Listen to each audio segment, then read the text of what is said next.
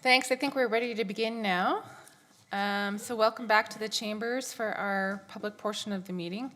I'm just going to start off with our territorial acknowledgement. We would like to acknowledge that the land on which we gather, land on which we are broadcasting from today, is the land traditionally cared for by the Haudenosaunee, Anishinaabe, and Neutral people.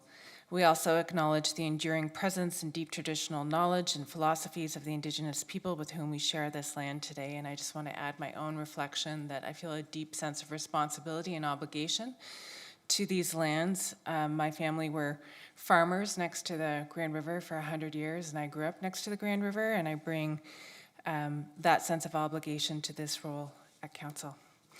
We're going to switch into our moment of reflection. At the beginning of this council meeting, we pause to think about the needs of our community. May we show wisdom and compassion in all our decisions. We also have a moment of reflection regarding the passing of the Right Honourable Brian Mulroney, Canada's 18th Prime Minister.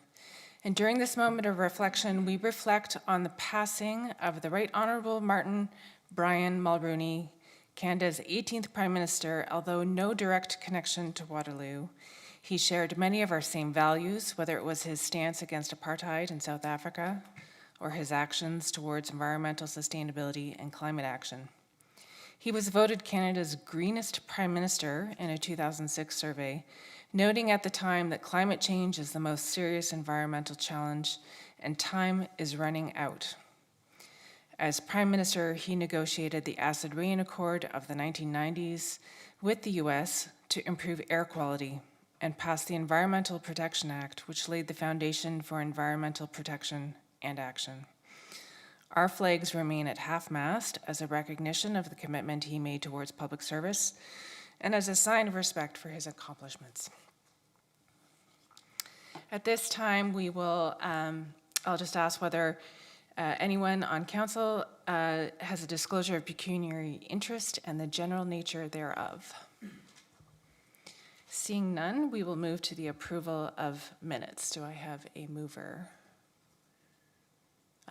Thank you, Mayor. And do we have a seconder? And that's Councillor Vasic. All in favor? And that is unanimous. Thank you.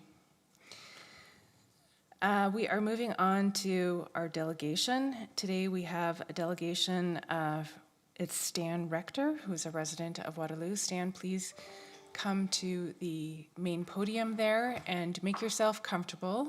Make sure that it's at the height that you would like it to be at and that you're comfortable with the microphone. And then you will have 10 minutes to talk and the clerk will help guide you through that. Thank you for, excuse me, allowing me this opportunity to speak on behalf of the residents that live in the Chelford-Rosalie area.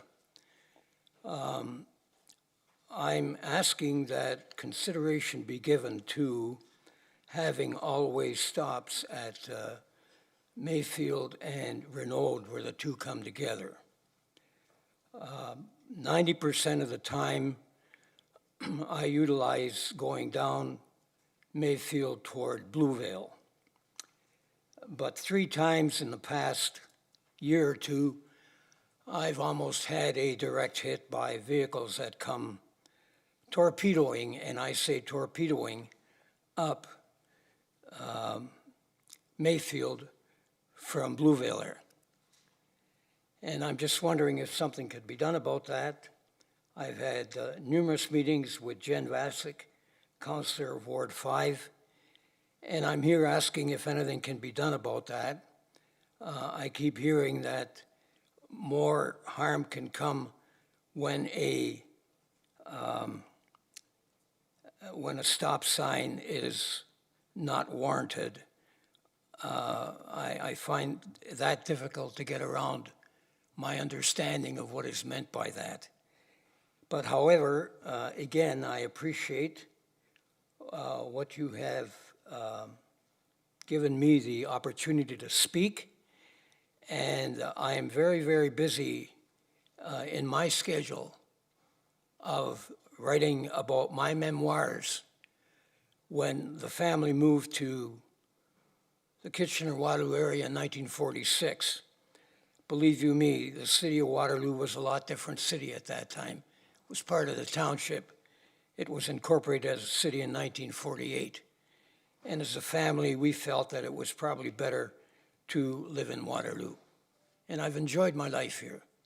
And I would expect things to continue that way so that I can see my grandchildren that are in the area flourish and enjoy life as we have in Waterloo. I don't know how much more I can add to that, but I am expecting some type of an answer as to whether or not something can be done with hallway stops as I've requested. Can I get an answer on that, please? At this point, I'll ask council to respond to the delegate. Thanks for coming in, Stan, and for all the conversations we've had. I'd like to ask staff some questions on your behalf. So what I'd like to know from staff who are here, Bob or Jenny, about your perspectives on putting stop signs along Mayfield basically between Lincoln and Bluevale. And Renault specifically, but I think you're looking at the stretch, right? I've asked that stop signs be placed, and whether or not they will be, I don't know, and I'd like a definitive answer on that. Otherwise, I'm wasting my time here. So I'd like to ask staff their perspective on placing stop signs on Mayfield between Lincoln and Bluevale. Okay, just one moment here. If the delegate could please sit down while Councillor Vasic asks staff the remaining questions. Do you mind just having a seat, Stan, while we ask? I have a kind of 5 or 6 questions probably to ask. Do you mind having a seat while I? So you want me to stay here, or what's the? Well, you can, so, yeah. Yeah, Maybe here. Oh, thank you. Just in terms of procedure in council chambers, once the delegate has finished speaking, then the delegate usually sits down. This is how we proceed in chambers. Council will ask the questions to staff directly and get the feedback, and you'll be able to hear the answers. But I won't be able to speak anymore. That's correct. It's Okay. your delegated time Well, was the time to on speak. that note, And it's not, the procedure is not for a Q&A I'm session. very busy. It's unfortunate that this is the way you treat the democratic process. It's pitiful. So I will take my leave, and I will get back to the people in my area, and perhaps a petition will help, I'm not sure. Okay, thank you, Mr. But it Rector. seems that the council doesn't want to act and do Mr. anything Rector, on that. your delegation time is now over, so please leave the podium.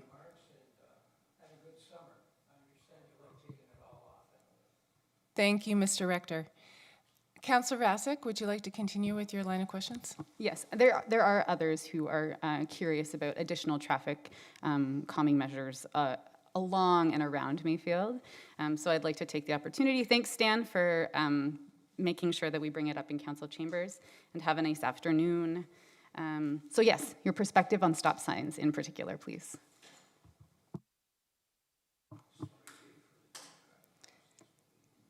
Through the chair to Councillor Vasic, the specific request for an always stop at Mayfield and Renault Line has been studied. According to the Ontario Traffic Manual, there are warrants and criteria that need to be met in order for an always stop to be warranted. A study was conducted in 2023. At that time, the warrant was not valid and not justified. Therefore, an always stop is not recommended at that intersection at this time. I think some people Stan in particular, but others have asked sort of what then does warrant a stop sign? When could people expect to see one? Through the chair to Councillor Vasic, the warrant criteria is mostly volumes, opposing volumes. So at each intersection, each direction, you need a certain number of vehicles that enter and cross through the intersection. That there's a threshold for that. There's also a threshold for a collision experience. And if an always stop would prevent any of those collisions that may have been at that intersection. And can you describe a little bit more about why, if it's unwarranted, it could lead to unsafe conditions, please? Certainly, through the chair to Councillor Vasek. If you install an all-way stop that is unwarranted, there's been studies that actually have indicated that it creates more collisions and an unsafe condition.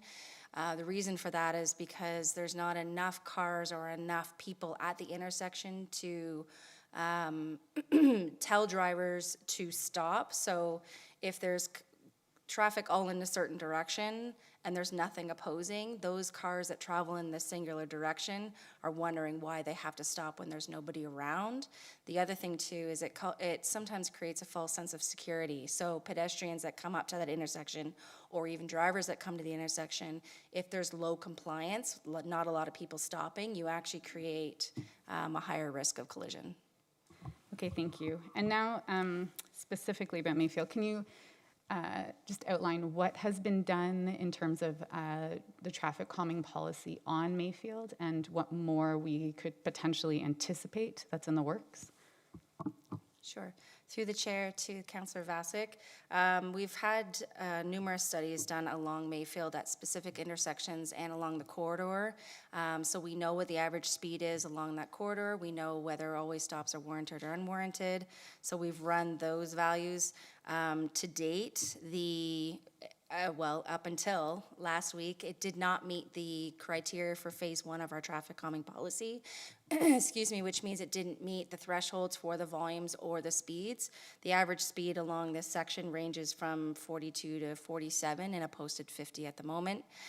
So it doesn't meet it. However, going forward, knowing that we are going to be using more advanced data and connected vehicle and crowdsourced data, we're going to be looking at the city and Mayfield included as part of our overall screening to see where it lands. Okay, super, that's great. And then the only thing that I see in the data that you sent me was you've looked at an always stop potential in 2023 for Mayfield at Renault, Rosalie, and for a crossing guard. So at Renault and Rosalie, and also at Blue Vale and Mayfield, the last time you looked was 2021, which was right in the pandemic. Would it make sense to go back and look at that now? Through the chair to the councillor, yes, we do those studies on a biannual basis, so or every 2 to 3 years, so this will be the next year accounted for that intersection.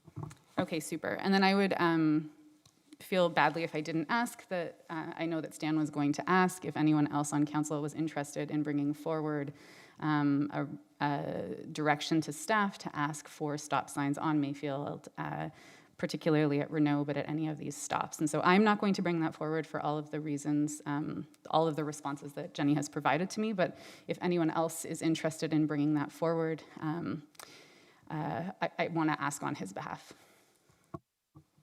And so I will now ask council, does anyone wish to do that? Okay. Thank you.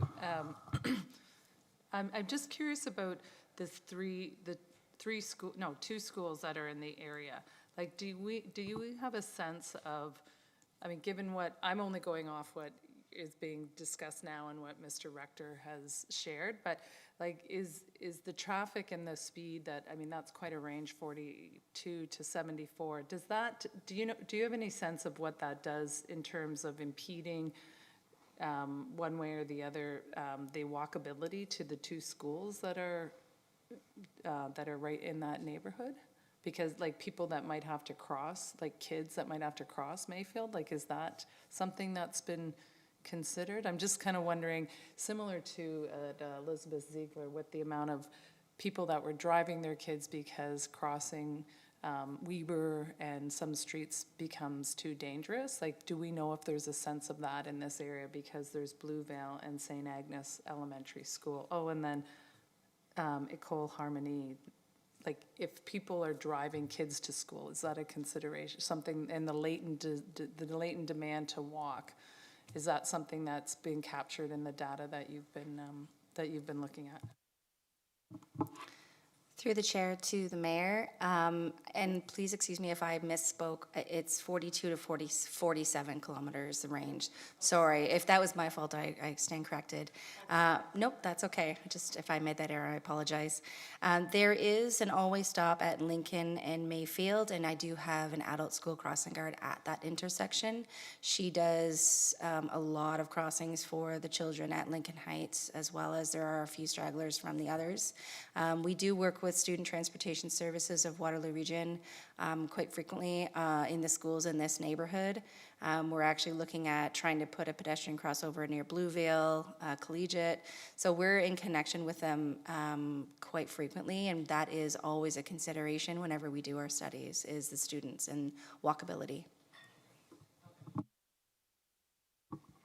Are there any further questions from council? Okay, thank you very much. I think we're moving on in our agenda. We have a number of staff reports.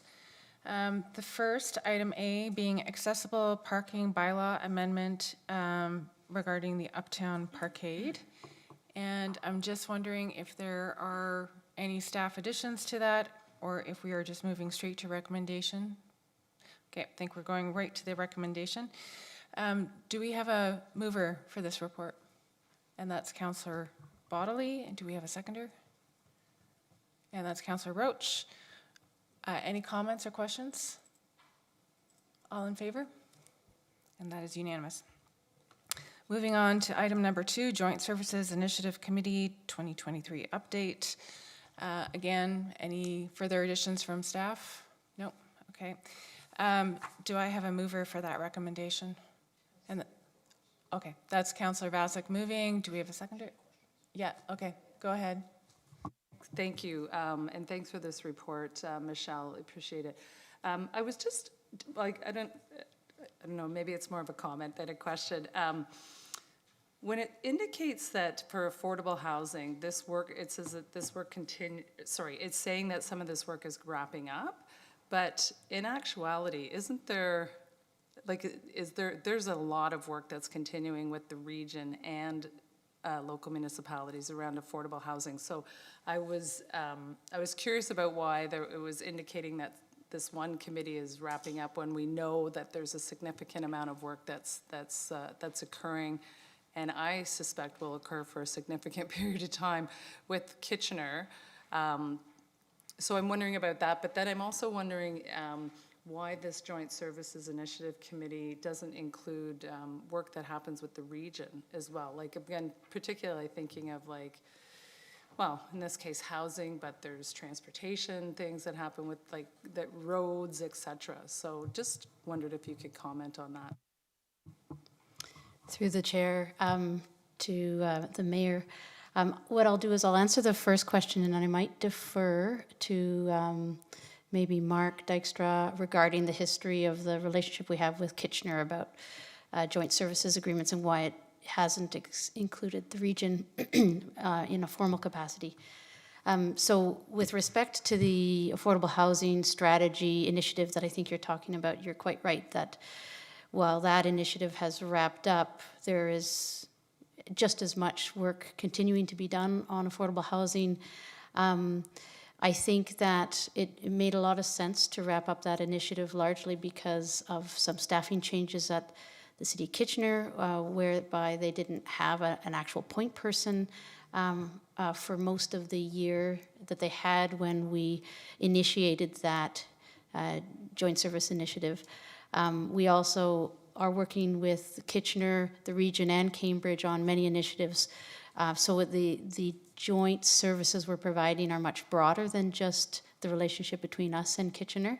And then I can say that we are definitely moving forward with joint services and coordination of our services on an informal basis. We have, even though we don't necessarily have a formalized process, we have many subcommittees and task forces that are working on projects together with Kitchener, but also with the support of the region and Cambridge.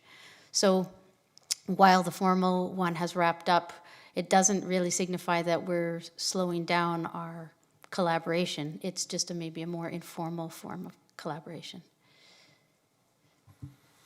And if I can add in through the chair to the mayor and council, just the broader initiative. This has been ongoing since 2006, so some almost 20 years now, and just really started with the collaboration with Kitchener on boundary roads, boundary issues. That was probably a bit of the genesis at that time, and really focusing on a connection with our neighbor to the south and doing a lot of considerations around transportation at the time, if I recall, but that's just jump-started into a review of other initiatives that can be done, and over the years, 80 initiatives have occurred and been advanced, and just looks at, we have some similarities in our population and those that use our service and where we can do that. And it really speaks to the neighbor close proximity, whereas right across the region we'll collaborate on other initiatives at a regional level with the region itself, but with the other city and then the townships as well. So this is a specific one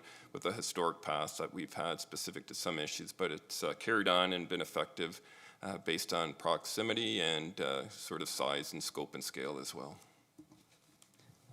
Okay, thanks. I guess I was reading this as like for the public to have an understanding of ways that we collaborate with other municipalities, but it's, but there are so many other ways, and I just think it would be interesting to, if people actually had a full understanding of how many committees and task forces and projects and all that kind of stuff there actually are that we're involved with, well, as you said, like multiple municipalities and certainly the region, because they're often there playing a coordinating role. And I think sometimes a bit of a dispute resolution role when there's servicing issues at play. I just think, and I don't know if that's even really worth staff's time really doing that, but I just don't know that the public really has a sense of how intertwined the municipalities are, but beyond just Kitchener and Waterloo. So that was partly why I was curious about this. But my another question I had, if I could, Chair, Yes, is we'll about allow this. is about the Vision Zero, because it indicates that we're working together, but we have different speed limits and we've sort of taken a different approach between the two cities. So how do we work together when we're actually with Vision Zero? How does that actually play out when we have different speed limits and some of our different roads, and have we're as we discussed last week in council going to advance the data collection process, and I don't think they're not doing that yet. So how does that actually all play into a collaborative approach? And Mr. Henderson. And understanding, I guess, for residents, really. I'll point this one to Mr. Henderson. Thank you. Through you, Chair, to Mayor McCabe. So we are in continuous discussions with City of Kitchener staff regarding Vision Zero strategies and ways in which we analyze the data and send out countermeasures and safety improvements. So it's an ongoing discussion, really. Our strategies and our Vision Zero plans are very similar. We're always talking about them. So we try to do things together. Although we're doing them independently, we're always talking and communicating about the strategies in which we put out. Yeah, thanks. I guess there's no real answer, no disrespect. It's just that it just seems confusing for residents when it's, like I said, we say we're working together on Vision Zero, but like we've addressed the issue a bit differently with our speed limits and what we've set for speed limits, and then there's regional speed limits around restrictions that we're putting in place around schools, which is great, and then of course just the data collection pieces. So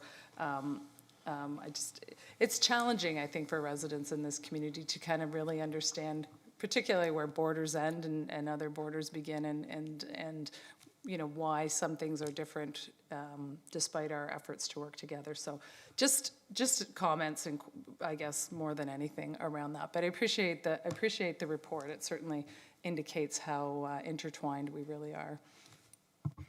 Are there any further questions from council or comments?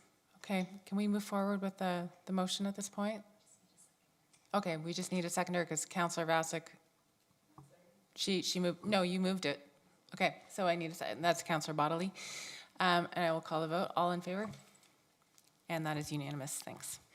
Okay, we are going on to item C, traffic and parking bylaw amendments, regulated parking event. Just a quick question, whether there's any presentation on that? No? Okay, so we're going with the report. Does council have any questions? Okay, we are waiting for the mayor to find her question. Oh, different item. Okay, any questions from council? Okay, it looks like no.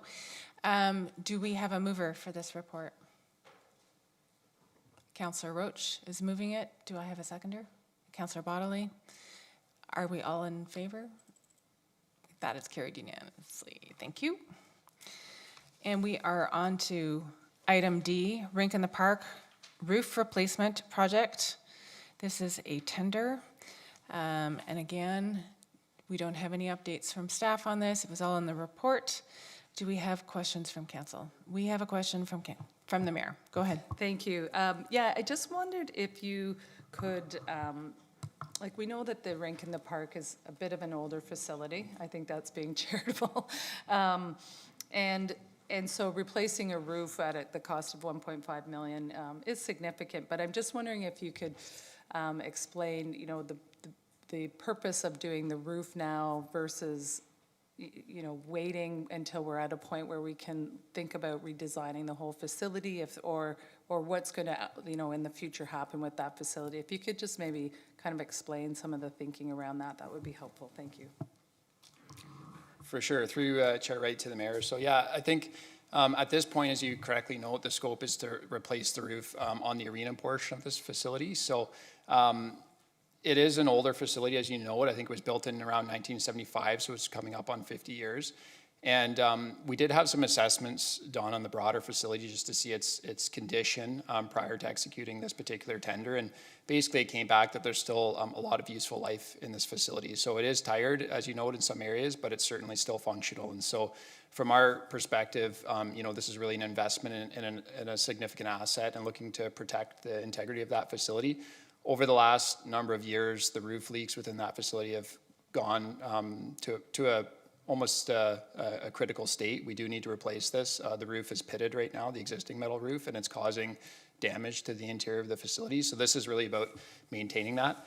But there are, you know, obviously ongoing discussions at the staff level about, you know, all of our facilities, what's the long-term plan for them. And I think this is a really strategic location, obviously, within the city. It's a major asset. And so, you know, those conversations around longer-term visioning are ongoing. But certainly there would be nothing within this budget cycle or likely even within the 10-year to address more fundamental, say, redevelopment of that site. So at this point, we feel it's a prudent decision to go forward and maintain this asset until such time as other options may come online for that facility, if that's what is ultimately decided.